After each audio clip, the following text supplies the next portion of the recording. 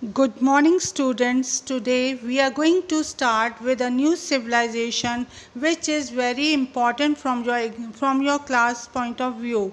I have prepared some notes of Mesopotamia civilization, and here I am going to explain you line wise line. Yes, the word Mesopotamia means midland between two rivers. This Mesopotamia means it is a land between two rivers. It developed between the river Tigris and Euphrates.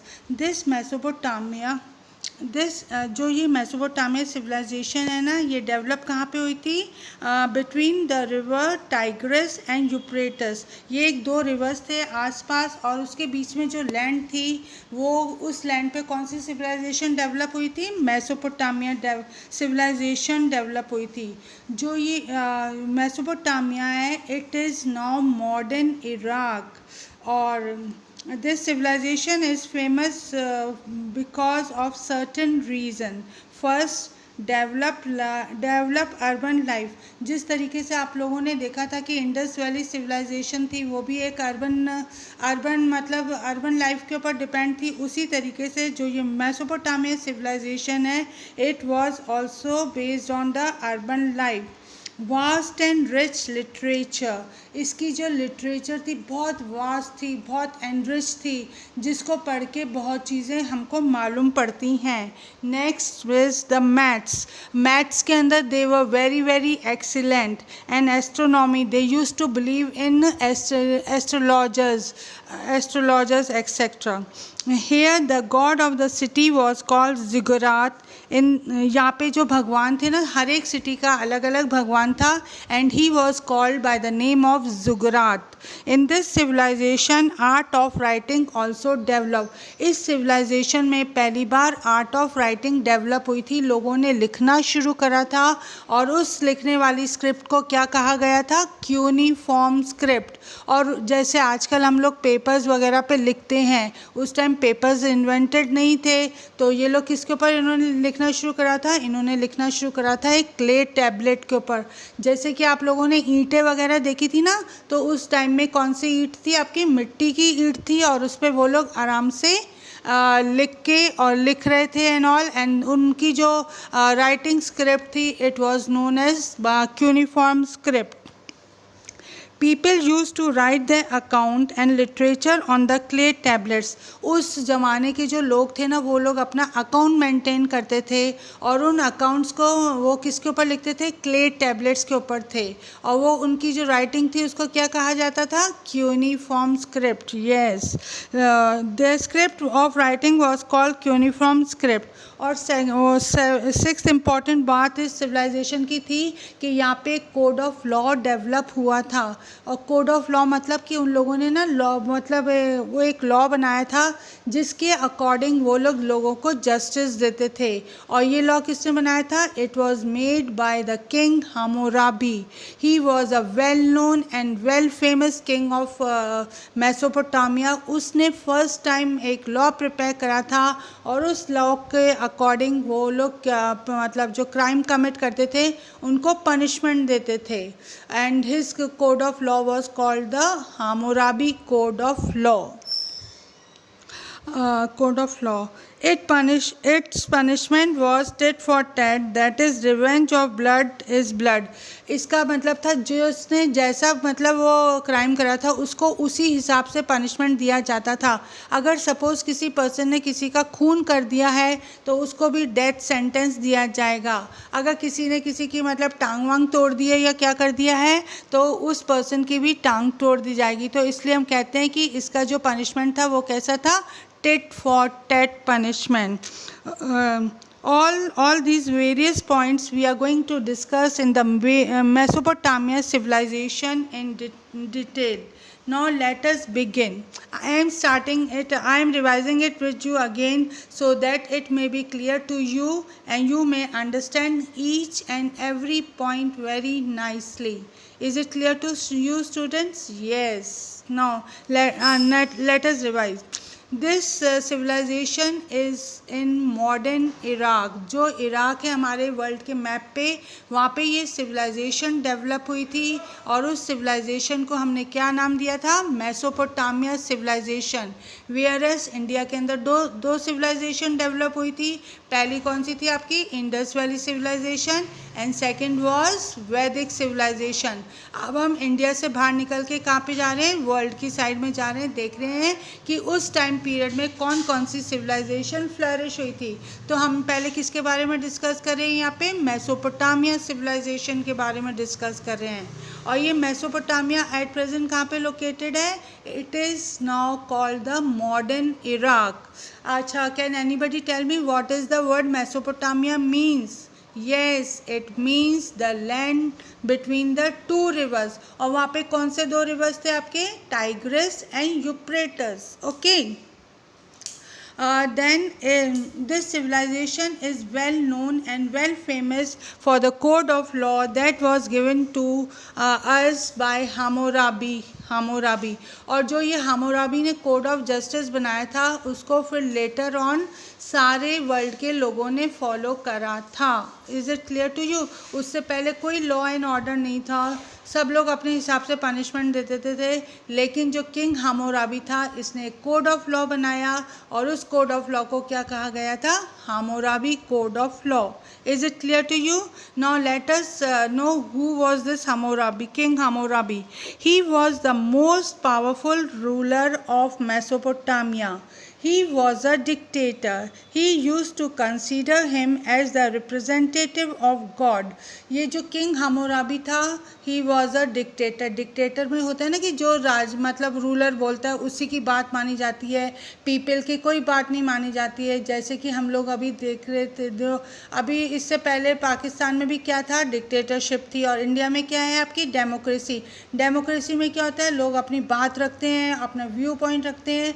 लेकिन dictatorship के अंदर क्या होता है कि जो king होता है वही होता है आपका होल एंड सोल, एंड उसके जो वर्डिक्ट होते हैं वो फुल एंड फाइनल होते हैं। जो ये किंग हामोराबी था, he was a dictator and he used to consider himself as the representative of God. और हमको इसके बारे में कैसे मालूम पड़ा? By the two things.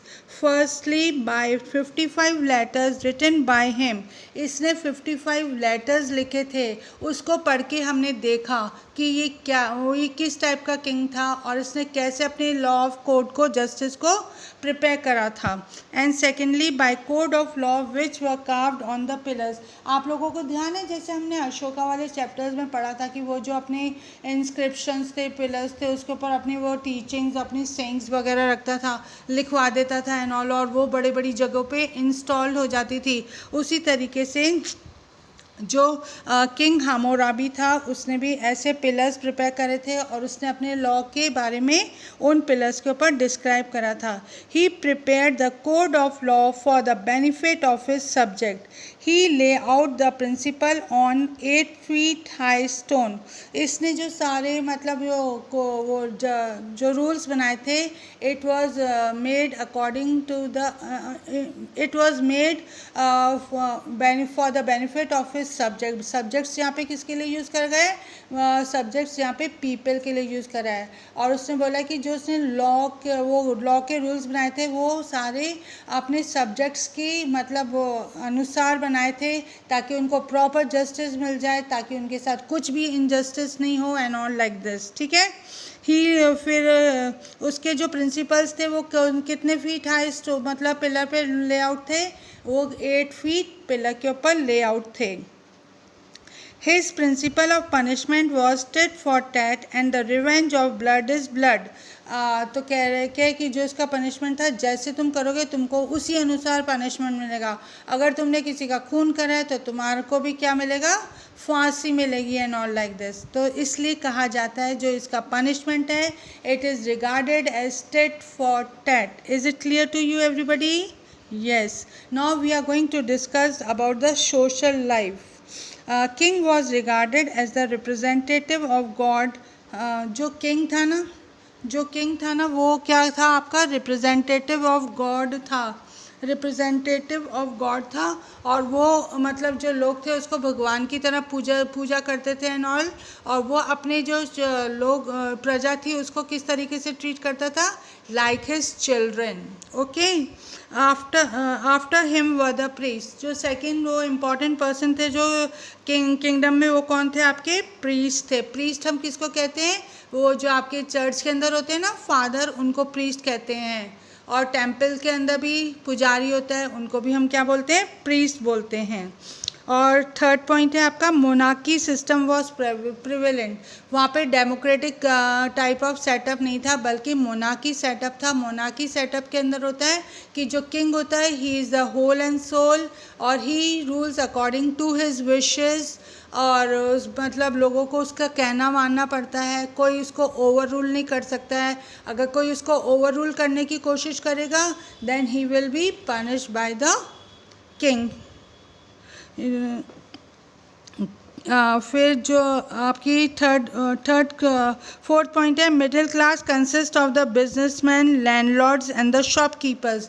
जो ये आपकी मिडिल क्लास थी उसके अंदर कौन कौन से लोग आते थे, बिजनेसमैन आते थे, लैंडलॉर्ड्स आते थे एंड द शॉपकीपर्स। और जो फोर्थ क्लास थी वो कौन सी क्लास थी आपकी, स्लेव क्लास। और वहाँ उस कंट्री के अंदर मिलिट्री ने एक बहुत इम्पॉर्टेंट रोल प्ले करा था, और they used to protect the country from the foreign attacks as well as from the inner attacks. और वो दे वर एवर रेडी, और जब भी कोई लड़ाई वगैरह होती थी they were the first to save the king as well as the country. Now और जब भी लग रहा होता था कि ना कहीं वॉर होने के चांसेस हैं या क्या है, तो तभी they use to get themselves equipped and were ready to fight. Clear to you everybody? Now we are coming to the religious life. People were religious minded, they worship many gods. In every town there was a guardian god. मैंने आपको बोला था ना कि ना हर एक town के अंदर एक खुद का गॉड होता था, और उस गॉड को हम क्या कहते थे, जिगुरात। People used to believe that life on the earth, people का बिलीव था कि जब हम मर जाते हैं तो हमारी जो लाइफ हैगी है वो दोबारा से मतलब दोबारा हो जाती है डेथ के बाद भी। तो ना उनके अनुसार जो पर्सन थे वो कभी भी नहीं मरते थे, they use to remain alive even after the death. Now we are going to discuss about the economic life. People used to do agriculture. They used to plow their lands, sow seeds, irrigate their fields. जो people थे वो mostly क्या थे, आपके farmers थे, और वो लोग अपनी खेतों पे क्या करते थे, प्लाउ देयर लैंड करते थे, सो करते थे, इरीगेट देयर फील्ड करते थे, और उनके जो रिलेशंस थे वो दूसरे मतलब कंट्री के लोगों से भी थे। और उस टाइम उनके रिलेशन किसके साथ थे, इंडिया के साथ थे। और उस टाइम इंडिया में कौन सी सिविलाइजेशन डेवलप हो रही थी, आपकी इंडस वैली सिविलाइजेशन हो रही थी। और ये पहली ऐसी कंट्री है जहाँ पे फर्स्ट टाइम बैंक यूज़ हुआ गया था। लोग अपने जो पैसे थे ना एग्रीकल्चर के, जो उनका प्रॉफिट होता था, they used to deposit all the money in the bank also. Then we are going to now discuss about the architecture. Artists of this civilization are given due importance. Credit of invention of the ark was developed. Ark क्या होता है, it is an important invention because it could bear heavy load. Arc होता है आपका वो semi circle जैसा होता है ना, उस तरीके का होता है, और आप लोगों ने बहुत सारी बिल्डिंग्स में भी देखा होगा। और ये इसलिए कहा जाता था क्योंकि ये हैवी लोड को स्टोर कर सकता था, और ये एक अट्रैक्टिव लुक देता था बिल्डिंग की। और जितनी भी बिल्डिंग उस टाइम में बनी थी वो किस शेप की थी, आपकी आर्क शेप की थी। Now we are going to discuss about the knowledge and the science. They had find out the exact time of sunrise and the sunset. अब ये लोग पहले ऐसे इंसान थे उस टाइम पीरियड में जिन्होंने ये मतलब टाइम को वो करा था कि किस समय पे सन उगता है और किस समय पे सन सेट होता है। और उन्होंने क्या करा था, जो डे था ना उसको कितने आवर्स में डिवाइड करा हुआ था, 24 आवर्स में डिवाइड करा था। 12 hours for the day and 12 hours for the night.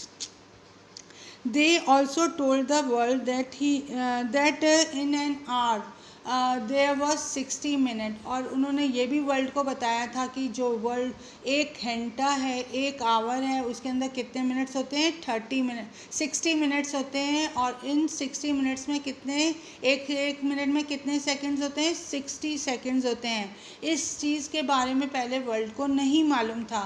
ये हमको सब किसने बताया है, Mesopotamia civilisation. So that is why I am saying to you, this early civilization, Mesopotamia civilization, is as important as Indus Valley civilization, Vedic civilization and all. और ये लोग इन्होंने ना ज्योमेट्री के फिगर्स वगैरह बनाए थे। इन्होंने ये भी बताया था कि जो सर्किल एक होता है उसके अंदर कितनी डिग्री होती है, 360 डिग्री होती है। और अब मैंने आपको पूरा मेसोपोटामिया के बारे में मेसोपोटामिया सिविलाइजेशन के बारे में बता दिया है। So I am revising it with you again so that you may not find anything difficult.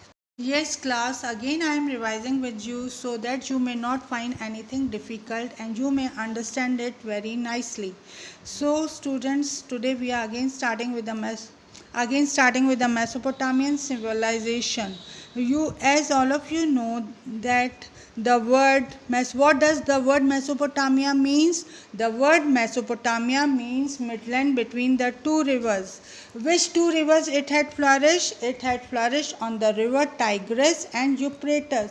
Where is Mesopotamia now? Where is Mesopotamia nowadays? Yes, we have read and I have explained you that it is in modern Iraq. It is called modern Iraq.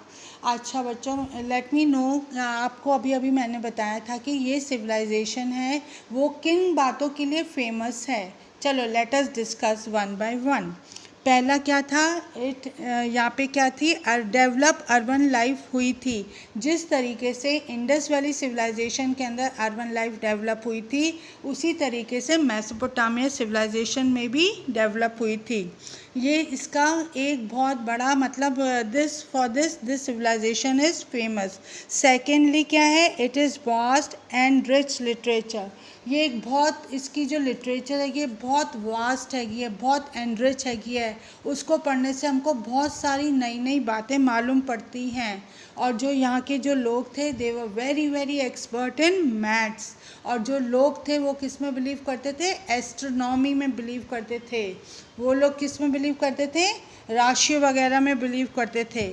और आपको मालूम, अच्छा कौन बताएगा मुझको कि ना जो ये सिटी गॉड्स थे उनको क्या कहा जाता था, सिटी गॉड्स को क्या कहा जाता था, यस सिटी गॉड्स को कहा जाता था जिगुराट्स।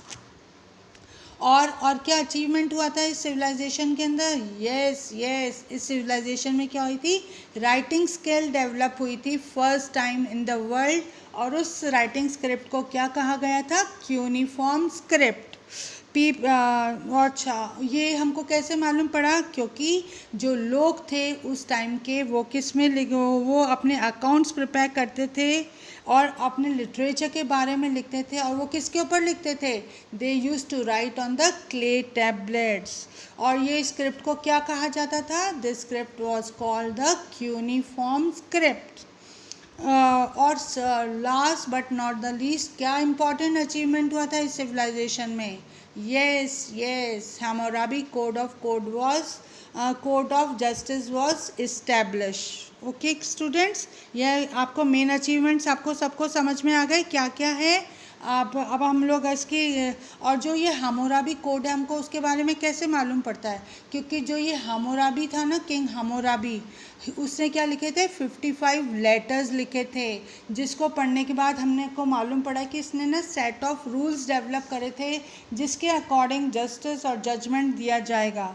और उसके अलावा सेकेंडली हमने क्या देखा था कि उसने ना जो ये इंस्क्रिप्शंस, वो जो ये आपके पुराने अपने इंडिया के अंदर जैसे अशोक ने अपने पिलर्स के ऊपर अपनी टीचिंग्स लिखी थी, जैसे वो बुद्धिज़्म वगैरह के बारे में लिखा था।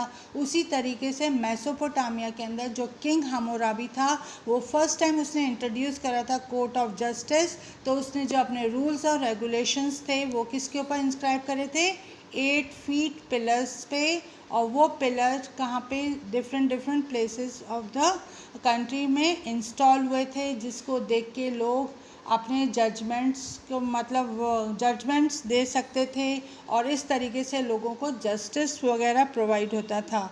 फिर हमने क्या डिस्कस करा था इसमें about the social life. King was the whole and soul, he was a dictator, he was considered as the representative of God. और वहाँ पे किस टाइप की गवर्नमेंट प्रिवेलेंट थी आपकी? Monarchy system was prevalent. Middle class के अंदर कौन कौन आते थे? Businessman, landlords and the shopkeepers. और फोर्थ क्लास कौन सी थी आपकी? स्लेव्स थी। और स्लेव्स का क्या काम था? लोगों के लिए सर्विस करना, ठीक है।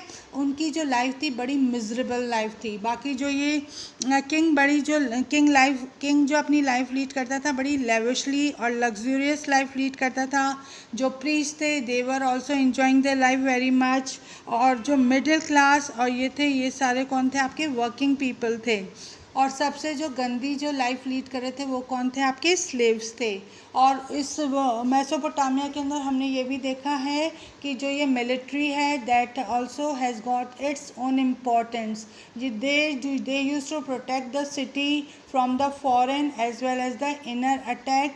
और वो हमेशा रेडी रहते थे कभी भी कहीं पे भी वॉर हो और उस पर अटैक करने के लिए। Is it clear to you? Yes student, is it clear to you? Okay, now we are proceeding towards the religious life. People were very religious minded. They used to worship many gods. Okay, जो people थे वो कैसे थे? आपके religious minded थे। वो लोग different god को worship करते थे। और उनका एक और बात मानना ये था कि ना हमारी डेथ के बाद हम लोग मरते नहीं हैं बल्कि हम लोग मतलब नेक्स्ट बर्थ ले लेते हैं। और जो ये सोल है वो क्या है आपकी? इमॉर्टल हैगी है, इट नेवर डाइज। तो उनके अनुसार था कि they use to believe in rebirth. Clear students? आपको कोई प्रॉब्लम है? यहाँ तक आप सबको अच्छे से समझ में आ गया? ओके, नाउ लेट अस प्रोसीड फर्दर। अब मैं आपके साथ क्या करूँगी? डिस्कस इकोनॉमिक लाइफ करूँगी। जो पीपल थे ना मेसोपोटामिया के, वो कौन थे? Basically they were the farmers. और वो क्या करते? उनकी ऑक्यूपेशन क्या थी आपकी? एग्रीकल्चर मतलब वो खेती बाड़ी करते थे। वो खेतों में क्या चलाते थे? हल चलाते थे। जो सीड्स थी उनको सो करते थे, इरिगेट करते थे अपनी फील्ड्स को।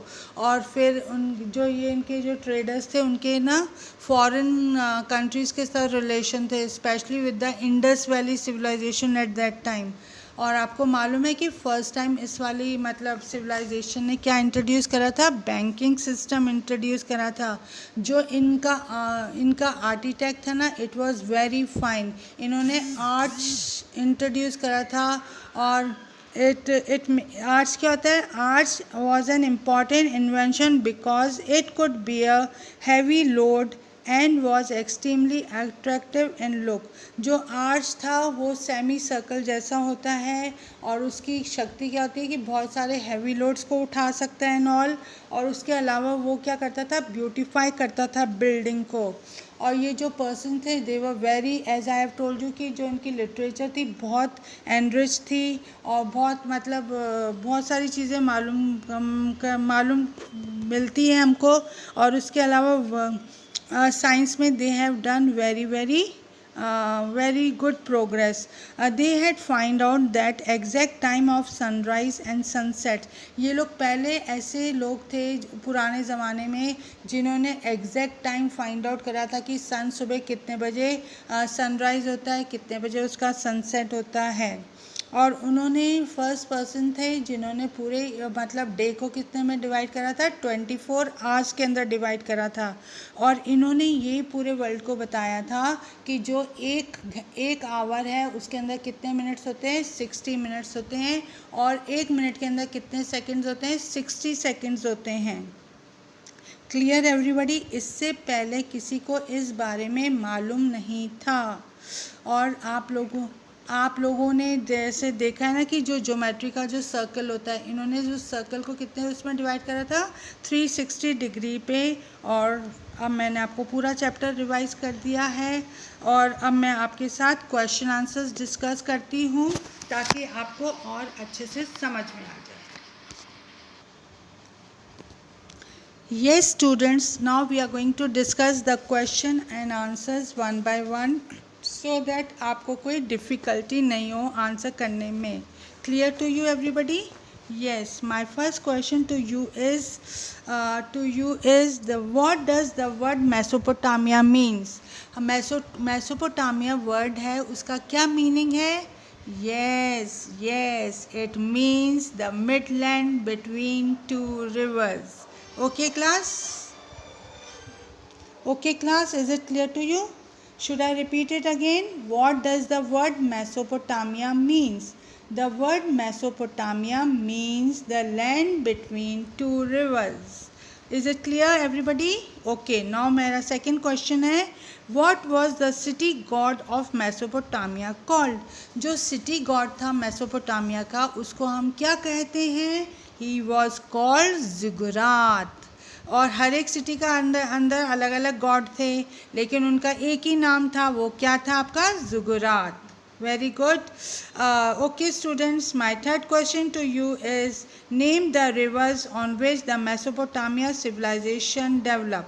तो इसमें कौन कौन से दो रिवर्स थे? हमने शुरू में मैंने आपको बताया था ना कि it was a Midland between two reverse. कौन से वो दो रिवर्स थे? Tigris and Euphrates. Yes, Tigris के स्पेलिंग क्या है आपके? TIGRESS, Tigris, and Euphrates EUPHRATES, Euphrates. Okay class, have you understand my second question? नहीं, थर्ड क्वेश्चन. नाउ अब मैं आपसे एक क्वेश्चन बहुत इंपॉर्टेंट पूछ रही हूँ, ये आपके टेस्ट में भी आ सकता है. Yes class, what was the script of writing that developed in Mesopotamia called? जो script of writing first time develop हुई थी मेसोपोटामिया के अंदर, वो उसको क्या कहा, उसको क्या कहते हैं? यस, इट वॉज कहा. Can any guesses? Anybody can tell me? Yes, it was called cuneiform script. Cuneiform की स्पेलिंग क्या है आपके? CUNEIFORM. Cuneiform script. Okay children? Yes. What was the principle of law of punishment of Emperor Hammurabi? His punishment was tit for tat, blood for blood. Yes, I repeat my question. जो Hammurabi ने code of law install करा था, उसका क्या punishment था? Tit for tat और blood for blood. Clear to you? अच्छा बेटा, मेरे को लग रहा है कि मैंने जो आपको नोट्स प्रोवाइड करे हैं, जो आपको लाइन बाय लाइन एक्सप्लेन करी है, उससे आपको ये मेरा लेसन और भी इंटरेस्टिंग और भी अच्छे तरीके से समझ में आ जाएगा. अब सेकंड क्वेश्चन आ रहा है, what do you know by the law और कोड ऑफ हम्मुराबी. पहले आपको बताना है कि इसके अंदर ही was a dictator. He said Hammurabi was a king of Mesopotamia. He had set laws according to which the people were given justice or give justice. और उसका क्या justice था? tit for tat और blood for blood. ठीक है. और फिर जो अभी आपको मैंने आप बताई था ना कि हमको ये कैसे मालूम पड़ता है, हमको कैसे मालूम पड़ता है? जो उसने 55 लेटर्स लिखे थे और जो उसने अपने वो 8 फीट पिलर के ऊपर इंस्टॉल करा था, ये सब आपको इसके अंदर डिस्क्राइब करना है. फिर आपको बताना है सोशल लाइफ और religious life of the people of Mesopotamia. Social life कैसी थी कि king was the whole and soul. After him were the priests. Monarchy system was prevalent. Middle class consists of businessmen, landlords, and the shopkeeper. Fourth class was the slave.